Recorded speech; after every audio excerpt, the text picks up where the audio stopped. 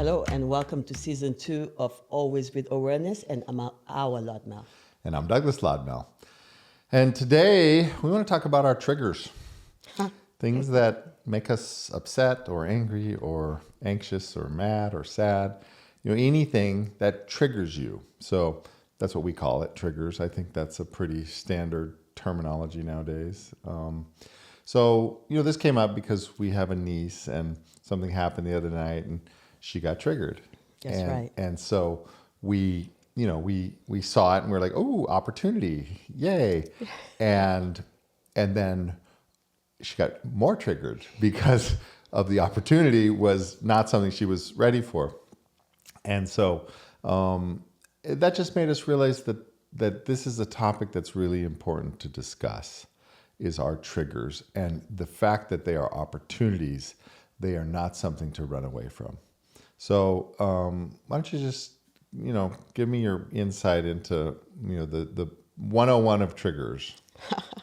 Well, I guess that's one that we all share. Yeah. There's no human beings on earth that have never been triggered by something. But what does that mean? What does it say? What's behind it? Definitely some emotions, Yeah. right? We always share here that there is two emotions, love or fear, which fear is another way of saying love. But the way I explained it to our niece is that most of the time, all that us human learned, we learned it through our fears. Yeah. And fear being something beautiful. What is it to be fearing something? In that moment where the fear hits, you are totally awake and aware. All your senses are working. So, which is very rare to stay there all the time. So it's almost like fear is coming to move you to that space. But what is that space meant to do is to make you question. Mm-hmm. Question who? Question yourself. Because that's the only person here is you. Mm-hmm. So throughout my work of growth, I had to work on my triggers a lot of times. Mm-hmm. It's so funny because even that niece that we mentioned said, I've been praying over and over to ask God to show me the way. And I guess this is his way of showing me the way. And I laugh because that is true. Well, that's how the universe speaks to us, is exactly. through other people, right? I guess Moses probably had a direct, here you go. But for the rest of us, we usually don't get direct revelation from God. We get communication with other people, or we get signs and things. And often our triggers are exactly the doorway to those important communications. The things that trigger us, the things that make us upset, because those are the things that we need to resolve. If you look at life as this navigating a pathway of a maze, I can tell you that you open the doors by finding out what the trigger's root cause is and resolving it. And then the door just dissolves and now you can go to the next layer of the maze. That's all we're really doing here. We're not really doing anything else. I mean, we think we're doing other stuff. We think we're building a business and we're getting stuff and we're, living a life and we're raising kids and we think we're doing all these things. That's right. But when you die, you will have none of those things. They were all going to be left here. You will keep the things that you've resolved. You will keep the peace that you find at the end of those triggers. That's right. And so that's the point for us. That's the point of the spiritual path inside of the secular life, is to realize that yes, we're in life, and yes, I still got to go to work tomorrow, and yes, we still have to pay the bills, and yes, we have plans for a vacation, and all that stuff can be true and still not really be important, not really be the point of it. And And the point of it is when the trigger comes, that's the point. It's almost like, ooh, stop. Yes. And let's focus on nothing but this, because this is our greatest opportunity right now. Something has come up and we get this chance to resolve it. That's right. And frankly, too many of us are missing that too often. And it's making life more difficult if you miss it. So this show is really just to say, don't miss the opportunity. Don't miss the chance to dig into that trigger and figure out what's going on. Definitely don't make it about what triggered you. Right. Because it's telling you to reconsider. It's telling you there is work to be done. It's telling you it's time to listen.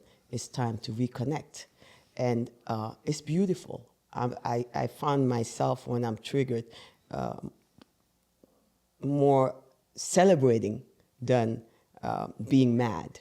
Because this ego wants to, which is just the intellect, wants you to be right. And a life where you are the only one right and everybody else is stupid, I don't think it's a life worth living. So when you are triggered, it's time to really revisit, what am I not hearing right now?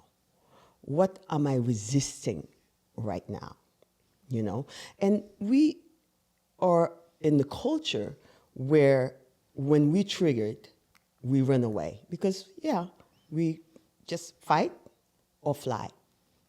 But if you do not do any of those two, maybe there is gold for you, a lesson for you, an opportunity to connect with whoever is triggering you. Yeah, and to figure out what that belief is inside that caused the trigger in the first place. I can tell you it's never the person or the thing or the situation. Just never. I got triggered the other day at one of my dogs.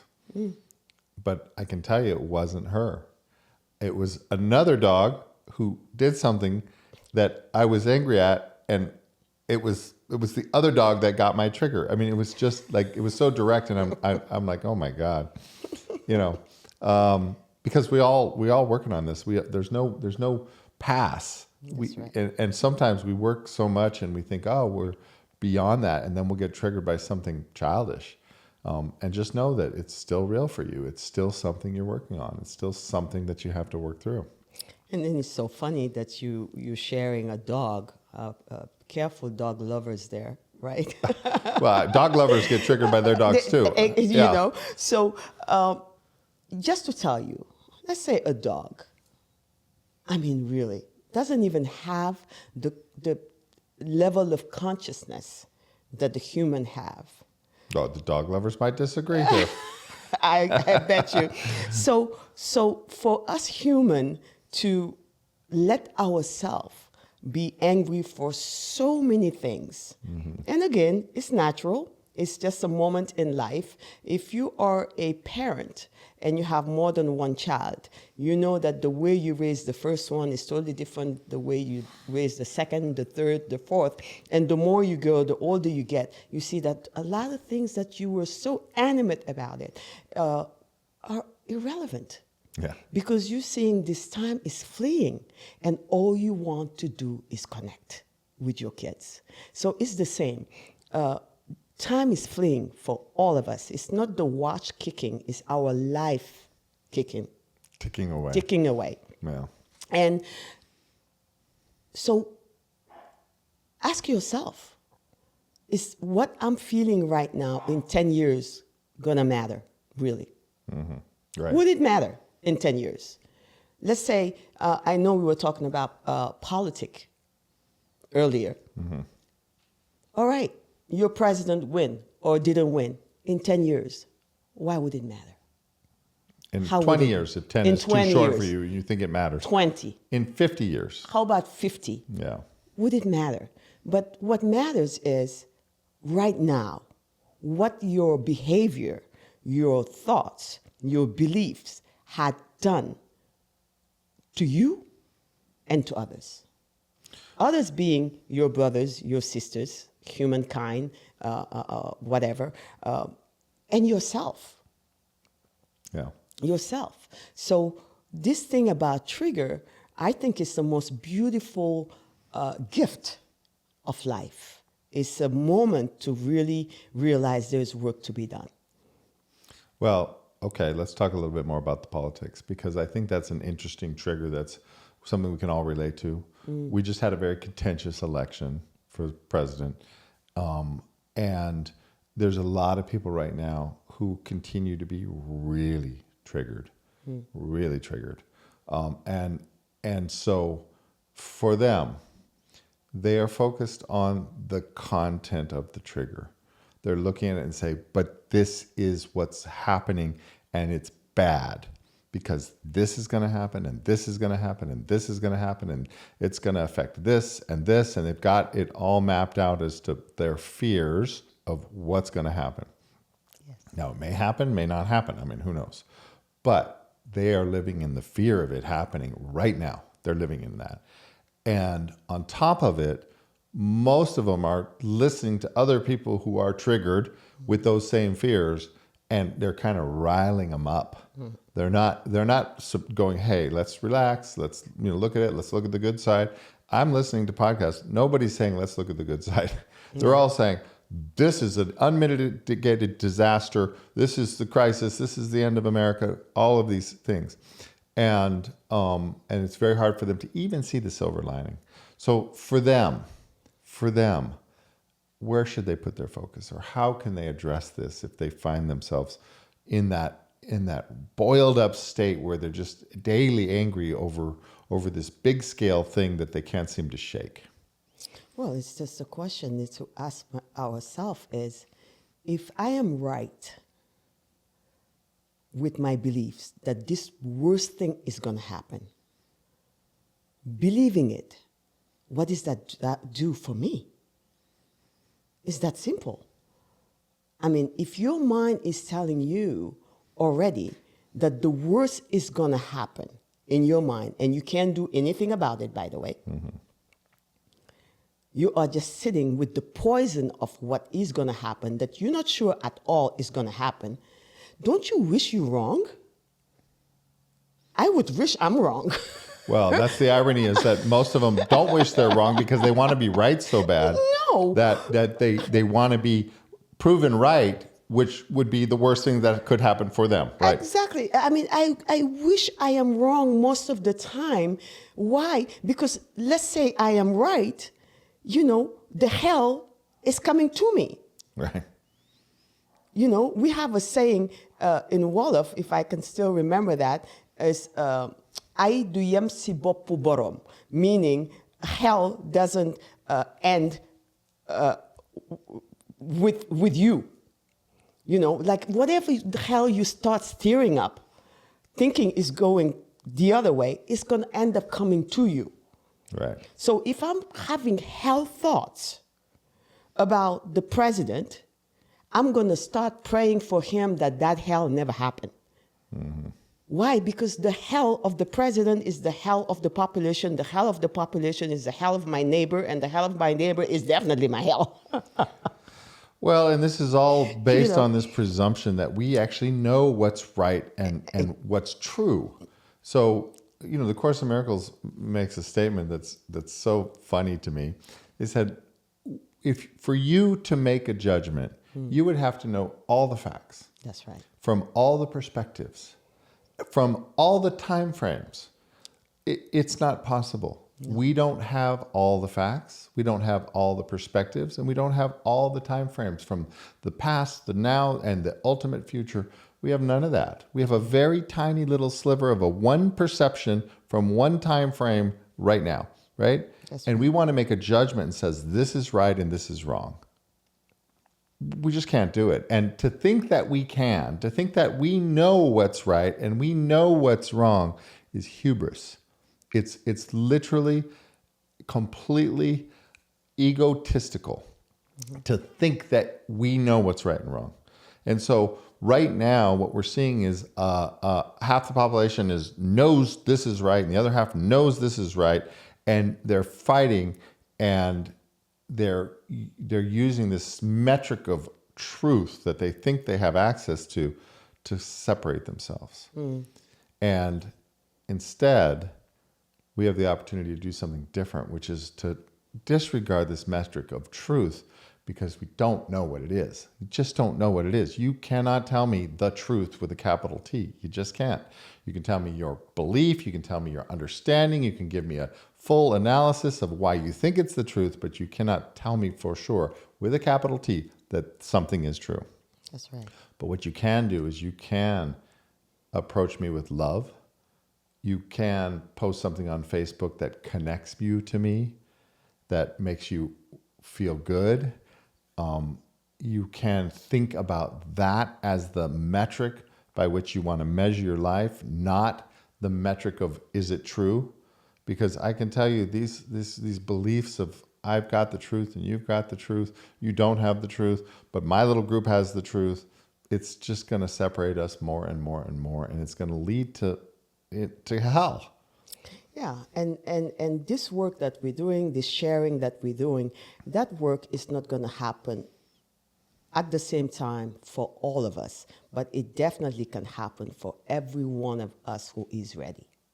Yeah. And the more of us there is ready to use their triggers to connect, feel empathy, ask more questions, and let go of the belief that is making you disconnected within your own self, the more people like that, the more we'll find solutions that will work for humankind. Because you have to know,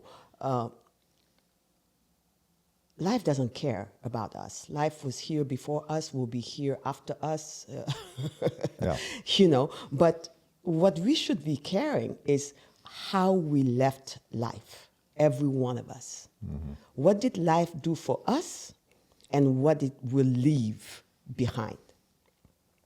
And for that to happen, we have to really create space between us, our beliefs, and use our triggers to see what's the next work for us. Mm-hmm. And those triggers, any trigger, is just standing at the edge. And if you look at it, there is nothing you learn to do in life without being triggered at first. Mm-hmm. By fear, which is the most beautiful one. That's what made you learn how to drive a car the first time. You can remember how fearful you were, that it was never going to happen, and yet it happened. Flying, airplanes, a new language, whatever it is. So once you know who you are, that you can stand with your fears, and your fears are making you more alive. They're not here to separate you or to win a battle. If any battle, is the battle of breathing through your fear. Yeah. And see what's next. What are you hiding? What are you not wanting to hear? What are you not wanting to see? Because there is no truth, capital true. But one thing is for sure real, that two people coming from opposite beliefs can find a way to create together something beyond their little selves. Yeah.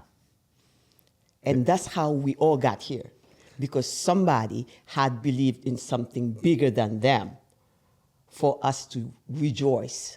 So for anybody who their president lost or won, watch that ego that makes you want to use your joy to wish the other one hell, or your disappointment to wish the other one hell. It's just not worth it. And I'm sure most of us are like, oh, well, no, that's not what it is. You have to stand for something. What does that mean, to stand for something? Stand for something to do what with it? Mm-hmm. You know, for to do what? As we have to be careful when we give entity things that don't exist. It's like saying the church. There is no church. There's only us. The church on Sunday is there because we are there. There is no government. It's us. We are the government at the end of the day. And to dial it down where you choose yourself to represent what you would like to see out there instead of falling into your fears and your anxiety and to create more hell for yourself and for your loved ones. Well, you just said something really important, which was you want to stand for something, right? Everybody feels like it. And so what people are saying is, no, I'm not going to let this go. I'm standing for the right to an abortion, or I'm standing for right to bear arms, or I'm standing for all of these things. How about standing for connection? How about standing for love? Those things are things. They're going to fade and go.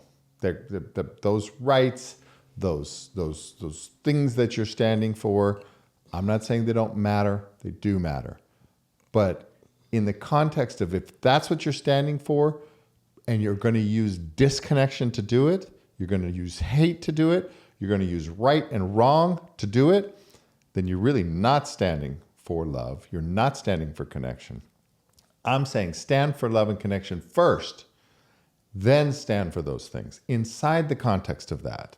That's right. Don't stand for those things and use any means necessary. I'm going to use anything it takes. Hate, love, war, guns, arms, doesn't matter. I'm standing for those things. You're missing the point. The point is love. The point is standing for connection between us. If the Course in Miracles is correct, we're just one. There's only one of us. There's one of us. There's one Son of God, child of God. And we are all just perspectives of that one. Buckminster Fuller said it. How insane are we? We are on the most advanced, beautiful spaceship that we could imagine. This is just a spaceship. We're literally in a spaceship hurtling through the universe like Star Trek with our self-contained spaceship, and we've got Deck 5 declaring war on Deck 3, and we're trying to kill each other on our own ship. We're missing the point. The point is love. The point is connection. That's all there is. You can stand for those other things only after you've stood first for love. And if you miss that, well, you're just going to be stuck in those triggers, and you're going to miss all of it, and you're going to keep building your walls higher and more fortified instead of dissolving them down and opening them up. At the end of the day, if we're all standing in our own little maze, our goal is to dissolve all the walls so we're all standing together. But if we keep building our walls stronger, then we're just isolating ourselves. And in the end, we end up in our own little prison inside of this beautiful spaceship. And I don't think that's very fun. That's not my goal. And you know, you have to know that every thoughts create matters. And when you have those kind of thoughts that are not inclusive, you are part of the problem. You don't need to be the president or some kind of title out there to be part of the problem of this universe. Just your thought process and how angry you are and how judgmental you are feeding that energy for all of us. Because when we say we are one, it's the process of thinking and moving to consciousness is the same for every one of us. That's the oneness. Yeah, we don't share the same bodies, but the process of thinking is the same. And everything around you was created because somebody thought of it. So we know that this mic, somebody thought of it. This chair, somebody thought of it. This being that I said, called Awa, somebody thought of it. My parents thought of it, then they made love, and here I am. But just to say, when you're having those thoughts that are really, really, really weighing on you, making you your body so acidic, just know you are indirectly or directly adding to the problem. Yeah. That's how subtle this work is. Why? Because you can see yourself, how it's making you not capable. It takes off your capacity to do something bigger than your little self. I was sharing with my son how important it is to tell the truth. And I said, those little practice to stay with the fear of, oh my God, it's my mom asking me, but yet, which I tell them, with a gun on your head, always tell the truth. I say, what you're practicing is that one day, something big happened, you're going to stand. You already have enough practice in your mind to stand for the truth. So it's the same. When you're not practicing letting go of your fears so that you can listen to somebody, so that you can see what you have together, the connection you have together, that at the same time, maybe at the same time you're talking about the same thing, but he or she's coming at it at a different level. When you're not training yourself over and over and over again, when you will need it the most, you won't find that mind there for you. How do we know? It's unfortunate one of our friends got hit and run. And everybody is sharing how, oh my God, how can you just hit somebody and run? Well, I can tell you how. Fear. When you never practice staying with your fears and going beyond it, you're just an animal. Fight or flight. And in that moment, that car driver is the fly. He just flee. Why? Never practice. It's good, being with horses. I think that's what definitely horses had taught me, is that you have to imagine the worst at any given time. Or live it. Almost the worst, and see how you would, in that moment, react to the point of how you will decide to fall. That means you have to slow down your mind to see every step and to say, in every step, I'm not going to lose myself. I will be there. But it takes practice. And this episode about trigger is to invite you to really practice what's the worst that can happen to humanity. What, even with you being right and the world going down to hell because your president didn't win, do you really want it? Do you want that hell? Because believe me, it's coming at you. Well, you're living it. Even if it's not happening, Exactly. You're living in it. You're living it. We're creating that reality by believing it or thinking about it and imagining it and talking about it and encouraging it and going down the rabbit hole of this is what's going to happen. I mean, going to bed, going to all the news that can feed your fire more to be angry so that tomorrow you can answer somebody else on Facebook about something they talked about 2 months ago. It's like, come on, guys. Well, when you're posting on Facebook, Twitter, TikTok, whatever, just ask yourself, is this going to connect me to those people that are on my feed, or is it going to disconnect me? Well, if your feed is only full of the people that think exactly like you are and you're posting those things that connect you, then great. You've narrowed your feed down to a tiny little group. But what about the people that aren't there? What about the people that you know, that you work with, that are your friends or your family, that are not on your feed because they don't have your political beliefs? What could you post that would connect you to them or reconnect you to them? What could you not post because it's just inflammatory? Yeah. You know it's going to trigger half the people. And again, I want to reiterate this. You don't know that it's true. You just believe that it's true. You have a belief, but you cannot know it's true. You just can't know. You don't have the information. You don't have the crystal ball. You don't have omnipotence. You just don't know. And you don't know, even if it happens to be true, the result it's going to create is going to be the one that you think it's going to create. That's right. Because you don't know. And so, this arrogance of thinking that we know the truth and that we know exactly what's going to happen. If this happens, then this is going to happen, and that it's going to be bad. It's just arrogance. That's all it is. It's just straight up arrogance from the ego. And that's how we know the ego is driving the train. So back up, acknowledge that you don't know the truth, and redecide, what is it that I do want to use as my benchmark? Well, I want to use love.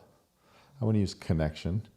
I want to use how will this interaction connect me with this person more, not make me right. And I can tell you, I have lots of people on both sides of the political aisle, lots of clients on both sides of the political aisle. I am always focusing on connecting with them and finding common ground in which we can be connected, and never about how we can be disconnected and I can be right because they make a comment that I think is not correct. Absolutely.